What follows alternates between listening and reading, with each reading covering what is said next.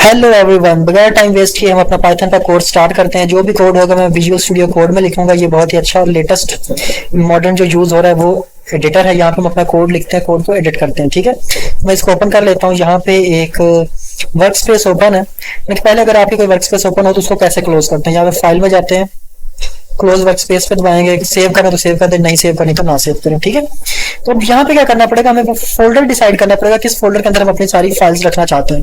ठीक है, जो भी हम कोड बना रहे हैं वो एक फाइल में लिखा जाएगा। उसकी एक फाइल बनेगी, जैसे एक वर्ड फाइल होती है, ठीक है, और ऑडियो फाइल होती है, वीडियो फाइल होती है। सर एक कोड की भी एक फाइल होगी जिसकी एक्सटेंशन .py होती है पाइथन में।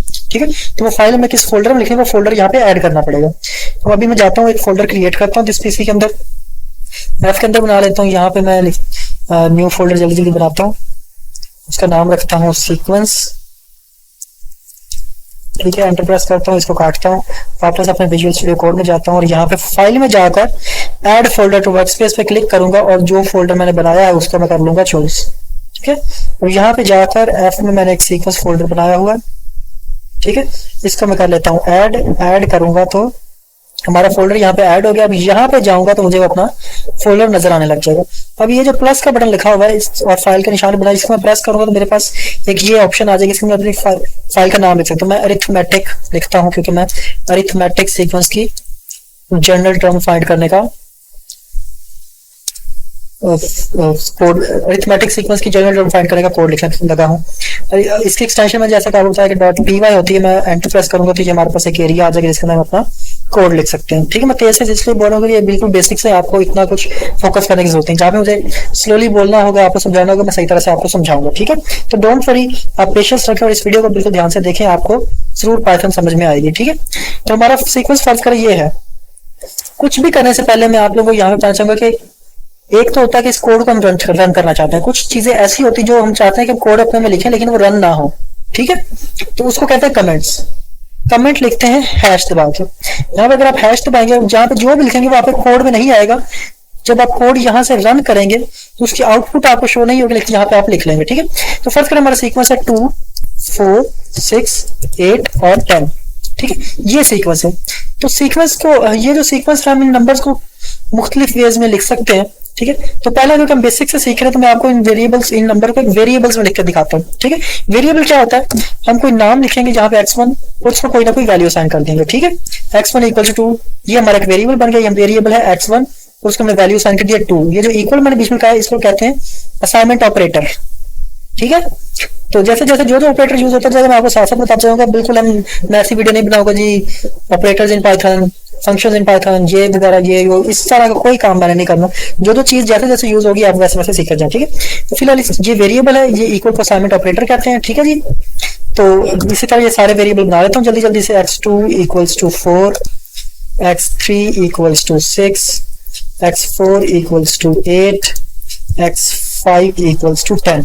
ये मेरे 5 वेरिएबल बन गए और ये जो मैंने अपना सीक्वेंस लिखा तो वो सीक्वेंस की वैल्यूज मैंने अपने वेरिएबल्स को असाइन कर दी। अब मैं चेक करना चाहता हूँ कि ये जो सीक्वेंस है ये अरिथमेटिक सीक्वेंस तो है लेकिन लीनियर है, क्वाड्रेटिक है या क्यूबिक है। वो कैसे पता चलता है? अगर इन सबको माइनस करूं तो आंसर हमारा क्या आए, सेम आए। मतलब एक और कमेंट यहाँ पे बनाने लगा हूँ, जैसे कि 4 - 2 करूं, ठीक है, और उसका आंसर 6 - 4 के इक्वल आए और उसी का आंसर जो है वो 8 - 6 के इक्वल है और उसका आंसर जो है वो 10 - 8 के इक्वल है। यानी कि सबका आंसर अगर सेम आए तो हमें पता चल रहा है कि इनका जो आंसर है वो क्या है, 2। 4 में से 2 माइनस करें फिर भी 2 आता है, 6 में से 4 माइनस करें 2 आता है, 8 में से 6 माइनस करें 2 आता है, 10 में से 8 माइनस करें 2 आता है। ठीक है, अगर ये सारे बराबर हैं, सारे इनका डिफरेंस बराबर है तो ये कौन सा सीक्वेंस होगा, अरिथमेटिक सीक्वेंस। हमें तो देखने से पता चल रहा है कि ये सारे डिफरेंस जो है वो बराबर है। कंप्यूटर को कैसे पता चलेगा, कंप्यूटर को बताना पड़ेगा, हमें डिफरेंस निकालने पड़ेगा। तो डिफरेंस को मैं d1 क्या देता हूँ, इक्वल्स टू x2 - x1, यानी कि x2 और x1 को का डिफरेंस निकालो। तो ये है प्लस माइनस मल्टीप्लीकेशन डिवीजन, ये होते हैं अरिथमेटिक ऑपरेटर। ठीक है, ये प्लस है ये माइनस है, दो वैल्यूज को माइनस करने के लिए यूज हो रहा है। ठीक है, डैश लगाते हैं वो माइनस कर देता है। ठीक है, जैसे अगर कोई और अरिथमेटिक ऑपरेटर यूज होंगे मैं आपको साथ साथ बताता जाऊंगा। ठीक है, तो मैं सारे इन सबको माइनस करके जल्दी से लिख लेता हूँ। d2 equals to x3 - x2। ये नीचे वाली लाइन में लिखना चाहिए। ठीक है, और इसको भी नीचे वाली लाइन में लिखना चाहिए, D3 equals to x4 minus x3, D4 equals to x5 minus x3। अब ये मैंने क्या किया, सबके डिफरेंस चेक कर लिया। अब मैं डिफरेंस को चेक करूंगा, हमें तो पता चल रहा है कि ये डिफरेंस इक्वल है। कंप्यूटर को कैसे पता चलेगा, कंप्यूटर को बताना पड़ेगा कि अगर ये डिफरेंस इक्वल है तो फिर आपने ये वाला कोड रन करना है, अदरवाइज नहीं करना। तो अगर के लिए हम इफ स्टेटमेंट यूज करते हैं, आगे सारी कंडीशंस लिखते हैं, ठीक है। तो यहाँ पे हमें देखना पड़ेगा जो D1 है क्या वो D2 के इक्वल है या नहीं, ठीक है। तो उस इक्वल चेक करने के लिए कि D1 की जो वैल्यू है वो D2 के इक्वल है या नहीं, फिर डबल इक्वल का साइन लगाते हैं। जो सिंगल इक्वल है असाइनमेंट ऑपरेटर है, एक वेरिएबल को उसकी वैल्यू साइन करने के लिए यूज होता है। अगर आपने वैल्यूज को चेक करने के इक्वल है कि नहीं, फिर डबल इक्वल लगाते हैं। अब हम ये नहीं चाहते कि सिर्फ D2 और D1 इक्वल है कि नहीं, हम चाहते हैं D3 भी D2 के इक्वल है कि नहीं, D4 भी D3 के इक्वल है कि नहीं। तो उसके लिए हमें एक और ऑपरेटर यूज करना पड़ेगा, उसे कहते हैं एंड ऑपरेटर, ठीक है। यानी कि उस लॉजिकल ऑपरेटर की एक टाइप है, ठीक है, एक लॉजिकल ऑपरेटर है। वो लॉजिकल ऑपरेटर क्या होते हैं, एंड और नॉट, ठीक है। तो अगर आप चाहते हैं कि सारे अगर ट्रू हो तो फिर ही ट्रू कंसीडर किया जाए, जैसे आपने एंड और गेट पढ़े हुए हैं, ठीक है। तो उसके लिए हमें एंड लगाना पड़ता है। तो एंड लगाऊंगा और चेक करूंगा D3 इक्वल्स टू D2, फिर से एंड लगाऊंगा और लिखूंगा D4 इक्वल्स टू D3। अब मैं चाहता हूं कि अगर ये सारे इक्वल हैं तो फिर ही हमारा कोड जो है वो अगला कोड रन कर रहे हैं, ठीक है। तो जब आपने सारी कंडीशंस लिख ली तो कंडीशंस खत्म होने पर आपने कॉलन लगाना होता है, और अब जब आप एंटर प्रेस करेंगे तो आप देखेंगे कि आपको खुद ही उसने एक स्पेस पीछे स्पेस छोड़ के आगे लिखा। इसको कहते हैं इंडेंटेशन। इंडेंटेशन में क्या होता है कि आप इस स्पेस के अंदर अंदर जो भी लिखेंगे वो एक ब्लॉक में कंसिडर किया जाएगा, वो तभी रन करेगा जब ये कंडीशंस ट्रू होंगे। तो यहाँ पे मैं बताना चाहता हूँ कि ये जो सीक्वेंस है, अगर ये कंडीशंस ट्रू हो जाए तो फिर यहाँ पे लिखा आ जाए कि ये जो सीक्वेंस है वो लीनियर सीक्वेंस है। तो अगर आप स्क्रीन पे कुछ ना कुछ लिखना चाहते हैं तो उसको कहते हैं, तो उसको प्रिंट फंक्शन यूज करना पड़ता है, PRINT, प्रिंट।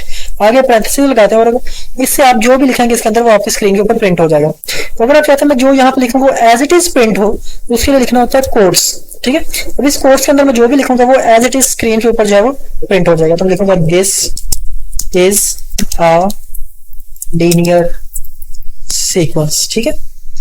अगर तो ये कंडीशन ट्रू होगी तो फिर ये वाली प्रिंट स्टेटमेंट जो है वो रन करेगी, ठीक है। तो मैं इस कोड को रन करके देख लेता हूँ। ये कोड को जब रन किया तो ये लिखा आ गया this is a linear sequence, ठीक है। अब अगर यहाँ पे ये स्टेटमेंट जो है वो ट्रू ना हो, यहाँ पे फर्ज करें मैं यहाँ पे 7 लिख दूं, फिर 6 लिखा 7 लिख दूं, तो अब देखें ये 7 माइनस 4 2 नहीं होता, यानी कि x3 माइनस x2 जो है वो इक्वल नहीं आएगा। तो ये वाली कंडीशन जो है वो ट्रू नहीं होगी, तो ये चीज प्रिंट नहीं होगी। मैं इक्वल दबाता हूँ तो देखें प्रिंट नहीं होगी। एक और बात, अब इसमें 7 कर देता हूँ, 6 वापस कर देता हूँ, ठीक है। अब अगर मैं इसको वापस लेके जाता हूँ, ये इस जो उसने मुझे ब्लॉक नेचुरली ब्लॉक दिया था कि इसके अंदर अंदर लिखेंगे तो ये कंडीशन इफ का पार्ट कंसिडर किया जाएगा। अगर मैं उसके पीछे ले जाता हूँ तो अब देखें ये प्रिंट नहीं होगा, एरर आ जाएगा, ठीक है। ये तो क्योंकि इसके अंदर कंडीशन डिफाइन करके मैंने कुछ लिखा नहीं, इसलिए एरर आया। एरर नहीं भी आता, मैं टैब दबाऊंगा तो अपनी जगह पे वापस चला जाएगा जो उसकी इंडेंटेशन होनी चाहिए, ठीक है। तो अब अगर फर्ज करें जरूरी नहीं कि एरर ही है, अब मैं देखें कि यहाँ पे लिख देता हूँ print this is not if part. मैं पूरी अंग्रेजी नहीं लिखी, मैंने बस एम लिख दिया। अब मैं ये रन करूंगा तो कंडीशन ट्रू हुई या नहीं हुई, ये वाली जो है वो रन करेगी, ठीक है। This is not F part.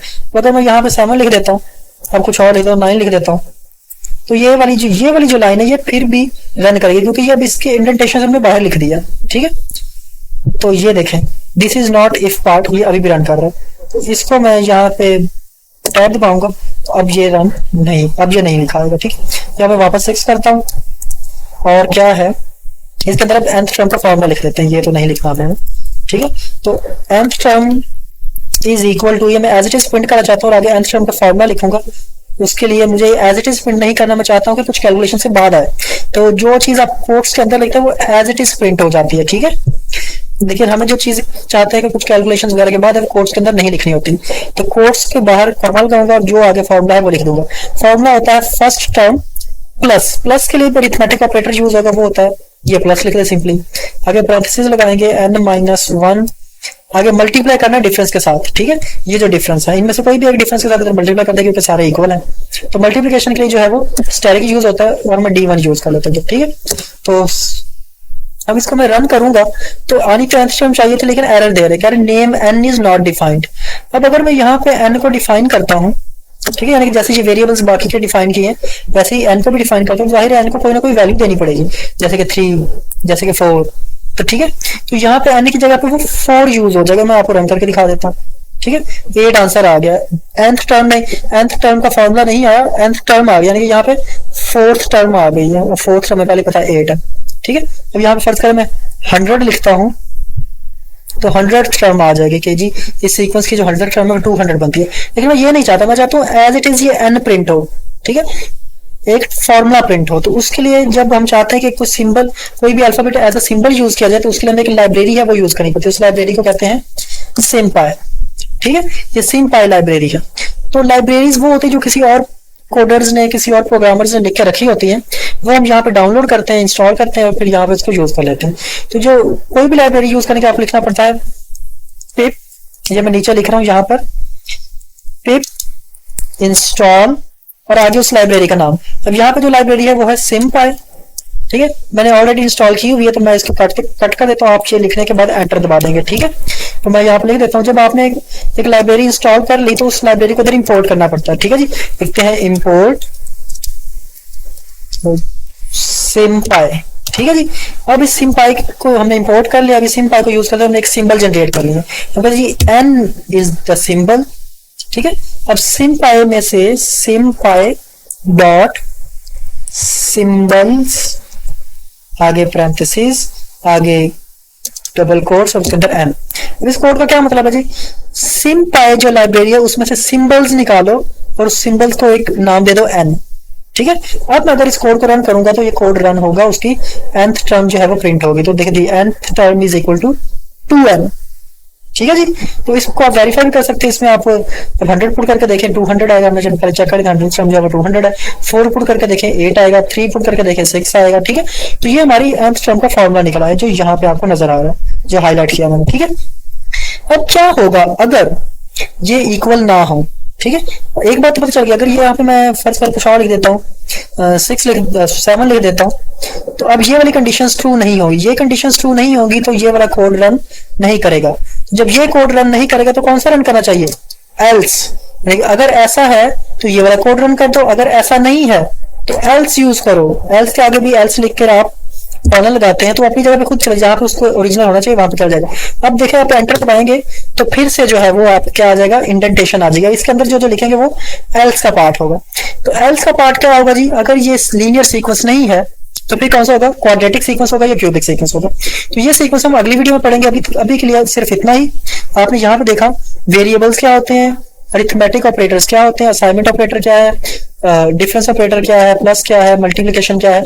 आगे हम एक और ऑपरेटर भी सीखेंगे और कुछ हम एल्स को भी एक्सप्लोर करेंगे कि एल्स क्या है। ठीक है, तो आज की वीडियो में सिर्फ इतना ही।